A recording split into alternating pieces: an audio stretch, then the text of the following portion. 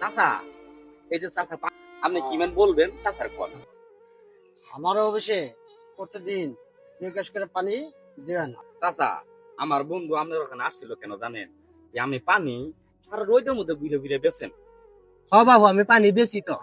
ঘুরে ফিরে আর বেছেন না গোনা চাচা আগামী কাল থেকে 4 থেকে 5টা করে কেস নিয়ে আমার বন্ধুর অফিসে যাবে বুঝছেন চাচা গেলে টাকা পয়সা দিয়ে দিব আমার রোদেও না আর কষ্ট করা লাগবে না বুঝছেন চাচা বন্ধু কিছু টাকা দিয়ে দিন আচ্ছা ঠিক আছে, এই যে টাকা টাকা টাকা। বাবা এত টিহাতে আমি কি করবো?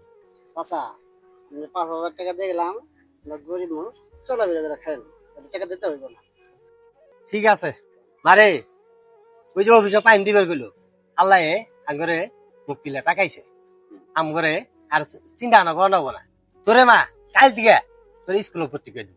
আব্বু আমাকে স্কুলে ভর্তি করে হ মা, তোর স্কুলে ভর্তি করে দিব, তুই নিশ্চিন্তে পড়াশোনা করবি আর আমি একা পানি বেসবো, তোর আর কোনো যাইতে হবো না মা, বুঝছ?